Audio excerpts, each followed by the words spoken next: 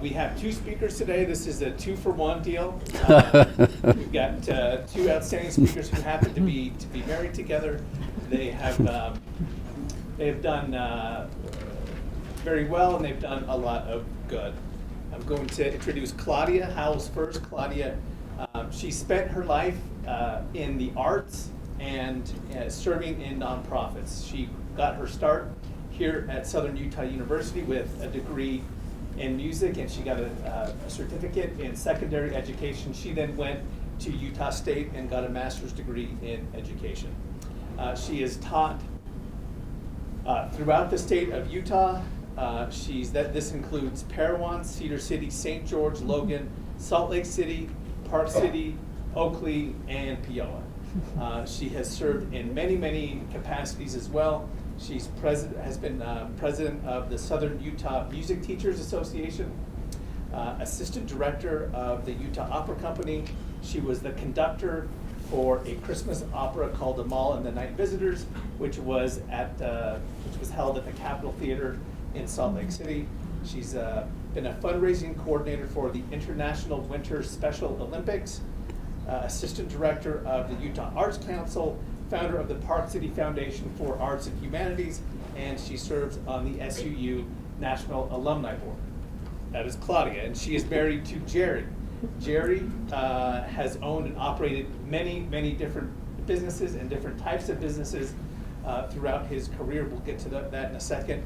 He got his education at the University of Utah, where he studied political science and sociology.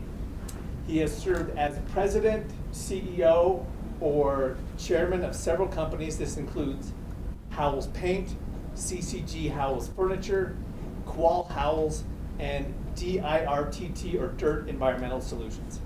He also has served in many capacities, his community in many capacities. This includes the Pioneer Theater Company, the University of Utah Alumni Association, the David Eccles School of Business National Advisory Board, Rotary International. He's been an advisor to the U.S. Ski Team, National Society for the Prevention of Blindness.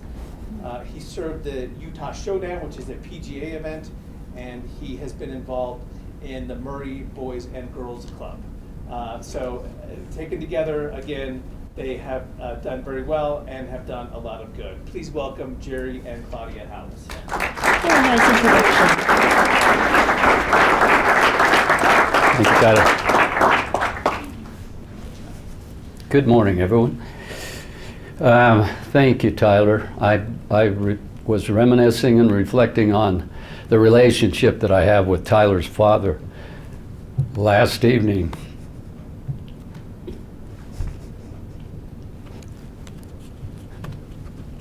"65 years ago last month, your father and I met at Olympus Junior High School, and that great friendship went on until last August, when we lost him.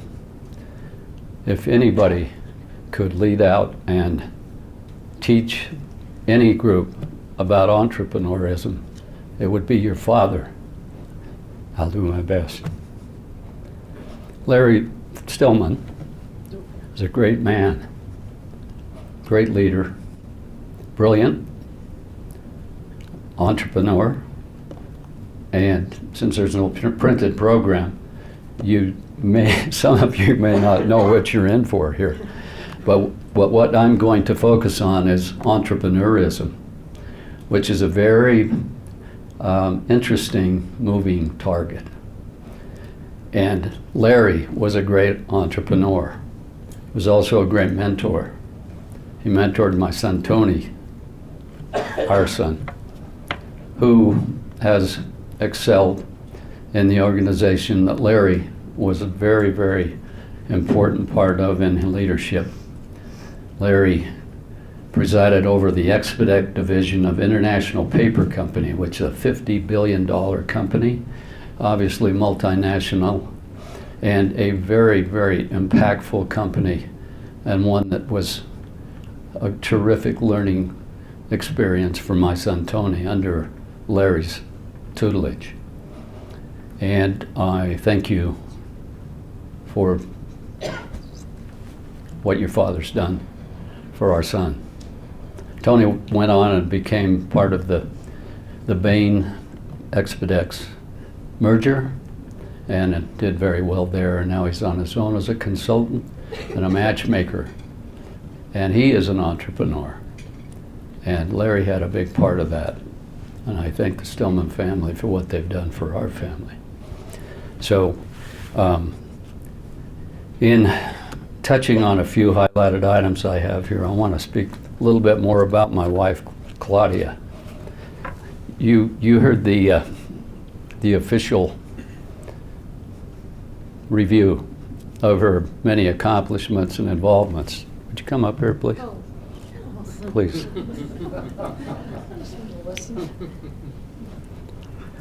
So we've been partners in marriage for 25 years, and boy, have we had a lot of fun. And we've done a lot. But we've truly been partners in all we've done, just about everything. And I want to publicly acknowledge and thank you for being the greatest partner a guy could ever hope for. And that is, Thanks. that, she's heard me say that, but I want public knowledge and acknowledgement of that, because sometimes we say things to our partners and we don't say enough about them where witnesses can be found. And one thing that I want to add to her experience here at SUV, because this is becoming a union, SUU.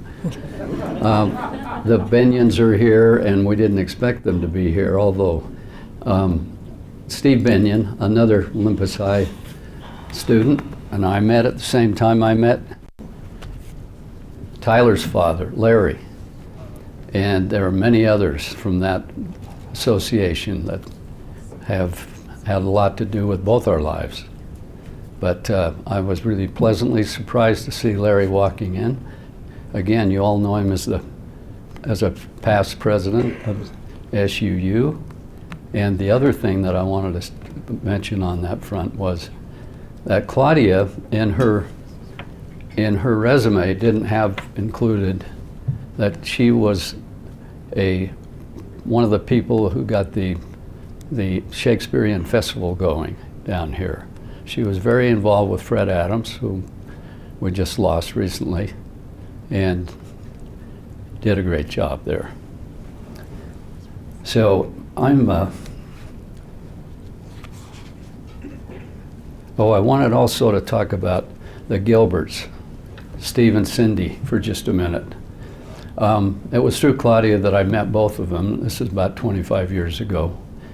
And when you talk about entrepreneurism, and you talk about people who give back to their university, their alma mater, I think Cindy's done a fabulous job. She's an attorney by training. She served on the State Building Board. And through her, and through Claudia, I got to know Steve, one of the most unusual people I've ever met in my life. And I call him a cowboy entrepreneur. He started out in Nevada, ended up in southern Utah, but he left his little homestead when he was 13 or 14 years old and ended up being hired by a rancher who was nearby, and this was in Nevada. When he was 14 years old, he won the state bull riding competition. And from that, I think a lot of you who have lived around Cedar City for a while know that he founded and invented the equipment that's in the crusher business that Steve has. He flew Claudia and I, she's going like this, like I'm meandering too much. We went up in a French Mirage helicopter that he flies. He had his pilot's license before he had his driver's license. He had his pilot's, he flew an airplane from the time he was 15 until probably last week. Fixed wing, helicopters. Fixed wing, he had 12,000 hours. Helicopters, about 25 hours.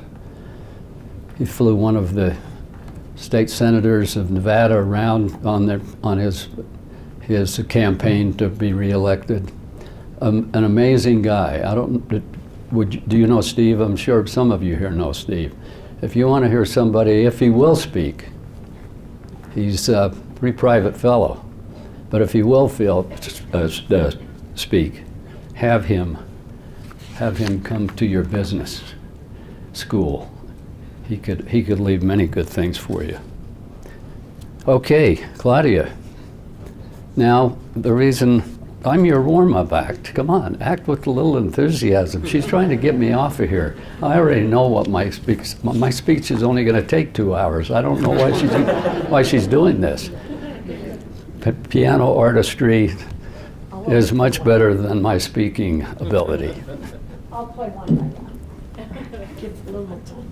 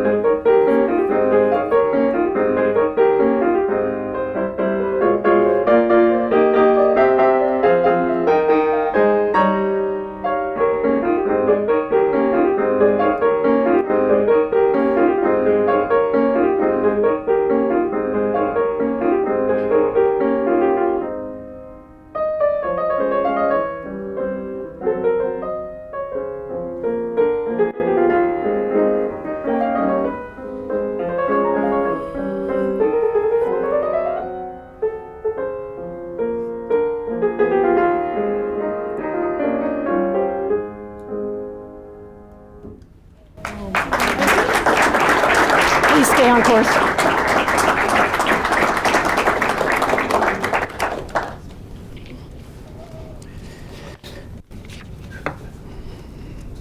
I have some other, am I on? I have some other SUU intersections that I'd like to reflect on, and one of them is Gerald Sherritt, whom I learned from at the University of Utah when he was Dean of Men. He was an amazing guy, and I headed up the IFC group there, Interfraternity Council, and in doing so, I was inept in the context of having experience and certainly any training. Gerald Sherritt was an amazing guy. He taught me more in 6 months about how to stage an event, how to preside, and how to put meaning into what happens with the objectives that the board agreed to. I will always remember him for that. He was a president here for how many years? 13 or 16. 13 or 16 years. So I pay homage to him.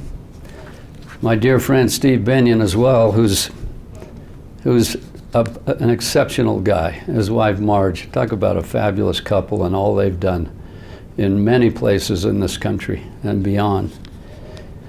Larry Stillman, I've told you about. I want to give you a brief background that's relevant to what I want to share with you today with regard to entrepreneurism. My education went through the University of Utah after having been in the Salt Lake City school system prior to moving to Holiday, and where I attended Olympus. Had so many lifelong relationships through that university experience, and I still nurture them, and I still feel very blessed to have had them. Studied criminology at San Jose State. I got a little bit stale at the University of Utah and needed to find myself, and I only know that in a retrospective of reflection and wondering why am I here when I was in California. My first upper division class in criminology was taught by a professor who randomly selected 3 people to go to San Quentin every Friday and observe group therapy. And from this ideological Eliot Ness motivation I found reality. There were about 12 convicts in the medium security wing of that prison that our professor worked with every Friday in terms of therapy. And by the time that semester was over with, I was convinced they were all innocent. And so where's the reality? The reality is realizing what you have. All the friends at home, all your associates at home, certainly and foremost your family at home. So I went home after a couple of semesters. But it really got me focused and balanced about what I wanted. And I then went to law school for a year, and I finished contracts and torts and intro, and I left to get into what I really have always loved, and that is business. And I tell you, I'm 80 years old, and there's a Waylon Jennings song for any of you who like country and western music. And the name of the song is I've got a few more years on you, and that's all. He happens to insert babe in that because he's talking to his girlfriend. But that's the situation. I don't profess to be an expert in entrepreneurism or in anything. Maybe paint and coatings and marketing. And I understand, how many people here are in marketing? How many of you are in the business school? How many of you are interested in becoming an entrepreneur and starting your own company? Wow. 5 times as many. This is exactly what I think I can leave a little nugget or two with you on. In 1985, Howells Paint Company was a very small company, and excuse me, that's not correct. I skipped a paragraph. I went to 85. That was when we merged with another company. Howells Paint Company, when my father established it and I joined him after completing that 1 year of law school, and 5 years later, at age 30, I bought him out. And I bought him out because he was 65 years old. The company was growing rapidly. He wanted to spend more time on the golf course and serving in community service. And he wasn't willing to help me with a security to get a line of credit. So I found ways to do that. His office was there until he died, and it worked out great for both of us. We opened stores after that buyout in Utah, Colorado, Montana, and Idaho, and built a paint manufacturing facility in Salt Lake City. Within 15 years, that little company, we had 3 employees, including my father and myself, became the market share leader in the Intermountain region. As a vendor to the construction industry, we worked with architects, contractors, and designers, associations which produced some of our largest clients. We also represented several large national companies in high-performance coatings, urethanes, epoxies, that sort of thing, which we didn't manufacture. In '85, Howells Paint Company merged with Qual of Denver. Qual was the largest independent in the Rockies, east of here, and also had stores in Nebraska, Iowa, and the Dakotas. Our stores were, as I said, in Intermountain West.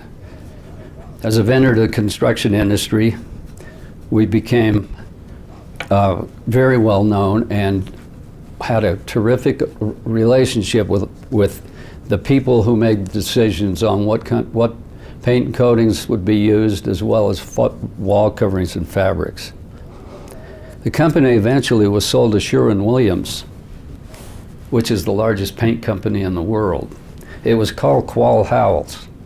You'll still see a few signs around. I think St. George has a Claudia Howells store, but it's a dealer. It's not a company-owned store, and they chose to keep their brand as it was many years ago. So after selling the paint company, which was Claudia Howells, to a New York Stock Exchange listed company, I did continue for 36 months as a CEO of Claudia Howells, and then I got involved in a new startup called Howells Furniture for Business, representing a Canadian manufacturer who manufactured commercial furniture for offices and also movable walls. We added Ralph Lauren as one of our vendors and distributed their fabrics and their wall coverings and their accessories all over the Rocky Mountain region.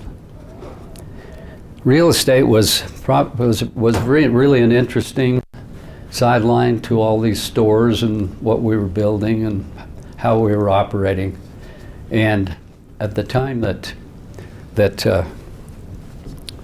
we sold the paint company, I neglected to mention that the real estate that was utilized in selling the product actually produced more revenue for those who owned Claudia Howells, which, by the way, was all of our employees.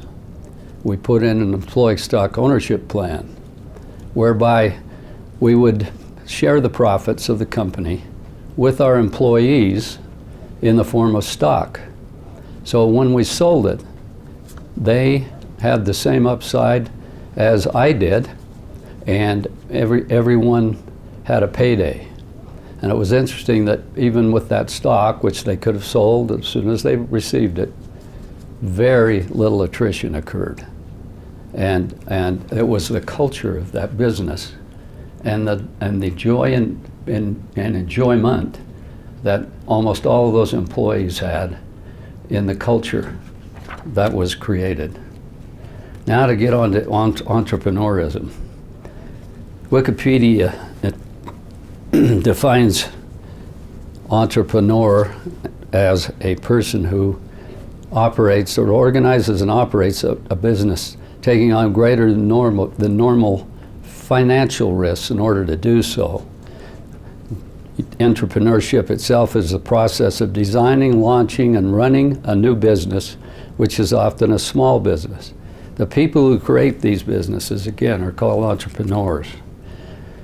The new generation of entrepreneurs have so many advantages today that I didn't have any visibility to when we were building businesses. And the examples are all the technical devices and what you have in terms of everything from voice command devices, photos being taken instantly and sent out online, placing orders via the internet, online banking, payables and 2-day shipping options, and all these things that were rather laborious when we were doing it the old way, so to speak. There are so many other benefits as well of living in this day and age, and how rapidly you can communicate and present your products and services without having to stage formal meetings because of technology. It's truly amazing. The most important thing that I want to kind of finish up with is if all those hands that went up wanting to be entrepreneurial and be in business, I would ask you to consider the following with regard to understanding entrepreneurial DNA. And I'm going to read from an author's writings that really hit me as being very, very impactful and useful. His name's Martin Zwilling, and this is what he said, quote, "Angel investors," does everybody know what angel investors are? Angel investors are people who do a 10-minute pitch to a group of so-called angels, which are typically businessmen and women who form a very loosely organized group. And they meet once a month, and people who are looking to get financing come and make presentations. Some of them can be long, some of them can be an hour, some of them are called fast pitch, and you get 10 minutes. And I've been a member of several of those groups, and we listen to what's being presented, and we typically don't do the 10-minute fast pitch. We typically do an hour so that there can be a comprehensive presentation that we can understand well. They bring all of their information, marketing materials, their balance sheets, what magnitude the market they're working is in, how much market share do you need in order to make this sustainable.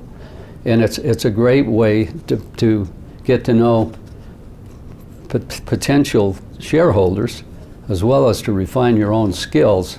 If any of you are at that stage, that is a place where you'll learn a lot, because you get feedback from these angels groups. They give you, it's sort of like the Shark Tank. They give you their reactions and responses to what it is that you're presenting and what kind of financing you're looking for. But it's something that is certainly worthwhile when you get to that point. Zwilling goes on to say, "Yet I can't remember the last time any entrepreneur asked me to assess personal potential, despite the fact that most investors will admit they invest in the person more than the product. It is people who drive successful businesses." So it behooves every aspiring entrepreneur to understand their own DNA before picking a project to bet their life on, and to facilitate effective communication with all constituents, including partners, investors, team members, and customers. We all have strengths and special interests, and it always pays to capitalize on these rather than assume all opportunities are the same. Zwilling goes on to say, a newer methodology seems to be gaining traction and measures an entrepreneur's fit. Really important here. To discover your fit and how your aspirations and objectives interface with the culture and the type of business you envision. Envisioning, again, being the operative word. This newer methodology is broken down into 4 quadrants. The number 1 is builder. Builders excel at constructing a business from the ground up. These people are the ultimate chess players in the game of startups, always looking to be 2 or 3 moves ahead of the competition. They are usually described as driven, focused, cold, ruthless, and calculating. They usually win, but don't often get the appreciation and happiness they crave. I draw from that it's like why do bull riders ride? It's the adrenaline. It's the excitement they like. Once they get there, they're on to another place. The opportunist is the second profile that's given. The opportunist is the dreamer in all of us. It's that part of us that maneuvers to be in the right place at the right time, to make big money. If you ever felt enticed to jump into a quick money pitch on the internet, that was your opportunistic side showing. These entrepreneurs dream big, go big, and too often crash big. Example of that I lived, and it was called Jeremy Ranch, and some of you may know about Jeremy Ranch. Jeremy Ranch is a golf course community, 10,000 acres. It has a Arnold Palmer golf course on it. At the time that I had it under contract with a partner, this goes back 30 years ago, goes back 40 years ago.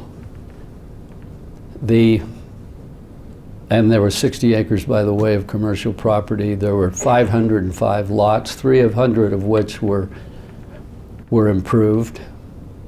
And the price for that 10,000 acres and all that I've described was $9.85 million. It's hard to believe at where we are right now that that could happen. But the reason it happened is, number one, 40 years ago.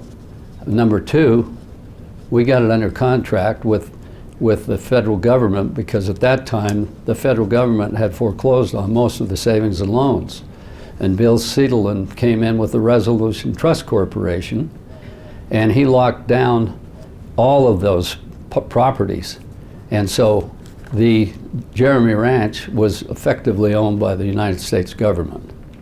And that's who we had to deal with. So all the money we put up, we had to put up as a non-refundable, and a non-refundable deposit, which went into the millions of dollars. I had sold the paint company I'd mentioned before, not long before that. And you know, I was like that old cowboy song, about to get coins jingling in my jeans. And I got bored easily. So about 18 months after I sold it, I had this money, I had a good partner, and we put it under contract. We also had a financial partner involved, and a backup for that financial partner. Things didn't work out. We didn't close. That's the days when the banks were when prime was 17 and a half. And you had to have cash. You couldn't borrow you couldn't borrow money for a $100,000 house in those days, most people, because of the tightness of credit. So we went down in a ball of flame, and I'm sharing this with you because we talk about all the things that can be. When you get into entrepreneurism, you can have that DNA, but you have to be well measured.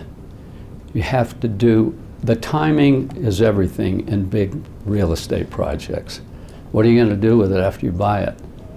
If you've still got some carry, you've still got some loans out there, and you don't have a market to sell it into, it can get very, very ugly in a hurry. We lost it, and I lost a great friend. He took his own life. So I don't want you to think that there aren't risks. There are risks. You need to be wary of them. But I will also tell you, if you're very risk adverse, you may not make it as an entrepreneur, because entrepreneurs are risk takers. Rephrasing, successful entrepreneurs are risk takers.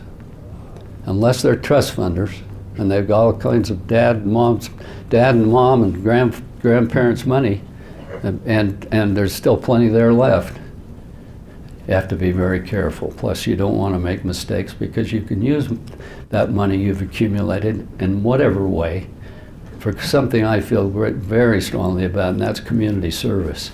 That's giving back.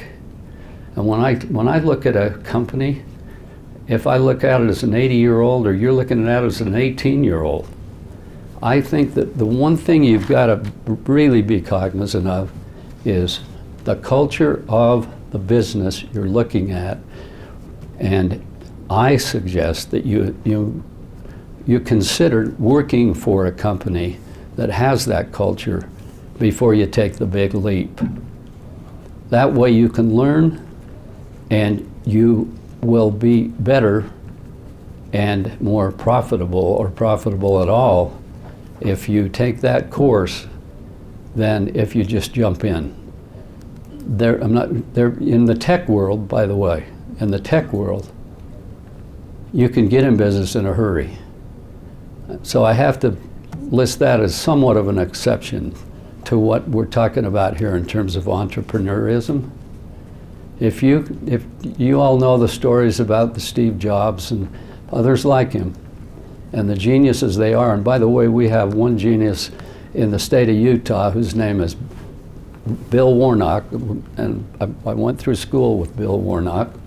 He was known as Wild Willie, and he did his doctoral dissertation in 20 hours, and it's Adobe, and he's still the co-founder and co-chairman of Adobe, which was started in 1982. So I just throw that out as a tech industry, and exception to maybe what the traditional way to look at entrepreneurism is. Does that track with you in terms of there are always exceptions? Perhaps you have the genius to be able to do what Warnock did, and a lot of others in the tech business.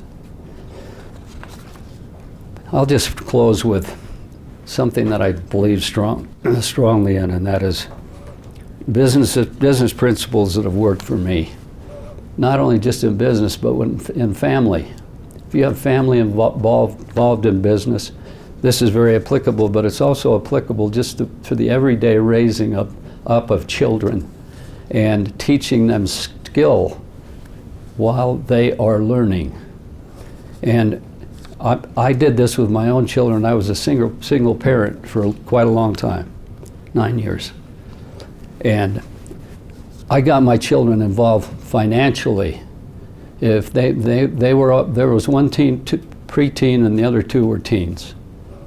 And if they wanted a car and that they wanted to start saving up for a car, they had to have 50% of what the car was going to cost. They also had to pay 50% of the insurance. Why?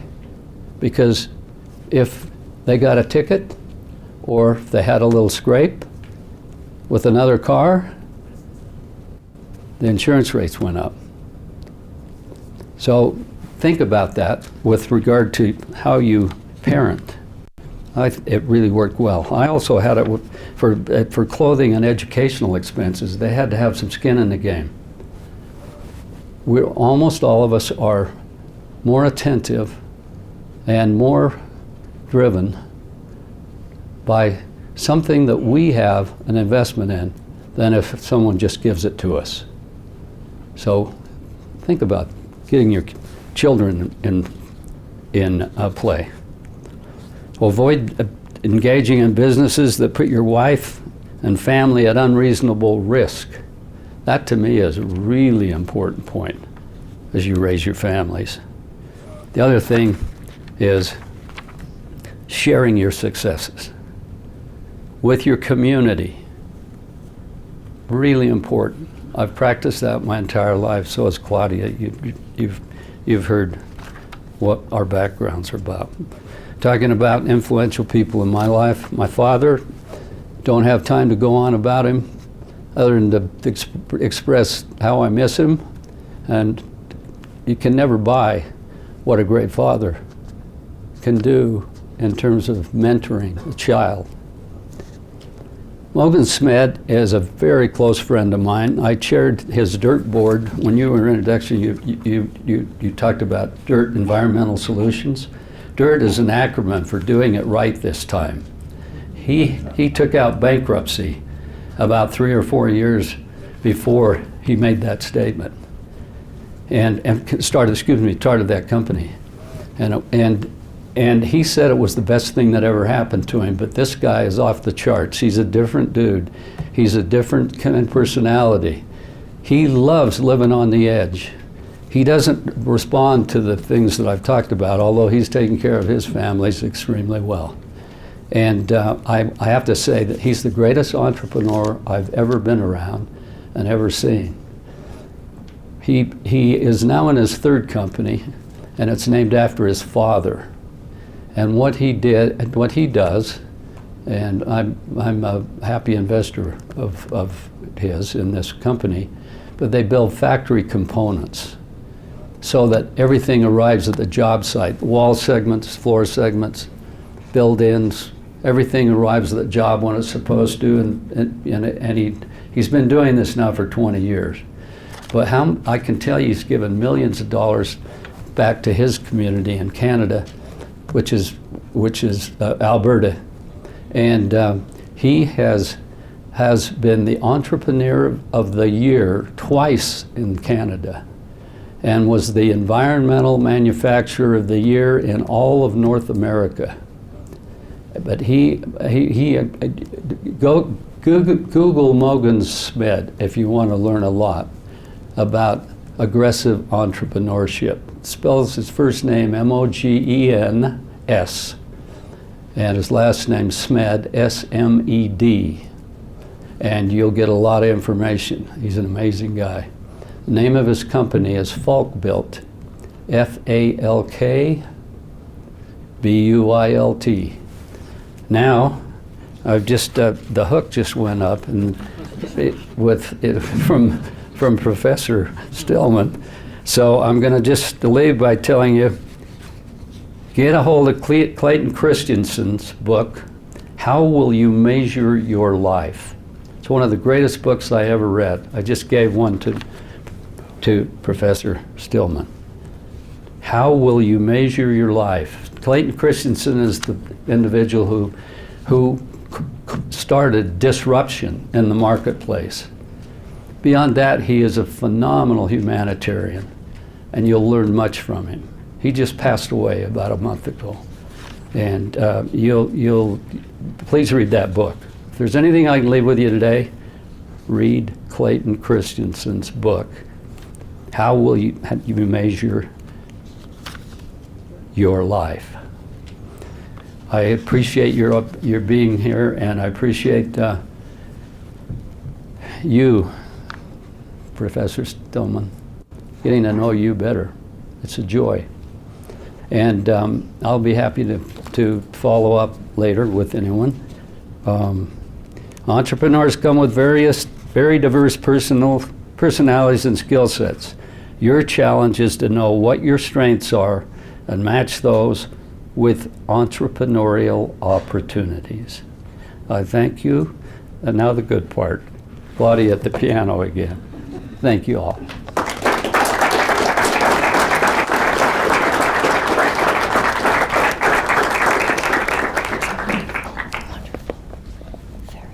I'll finish by Very playing interesting talk. one Thank you. patriotic number. And I just want you to know how much SUU meant to me growing up in my youth, and the wonderful people that I met. Cindy Gilbert and Dave Nyman was in the music department, and Hal Campbell, who was my piano teacher that taught me how to put life to my music. And I'm so grateful for them, and so many others. But I will finish this off and get you next class. America the Beautiful.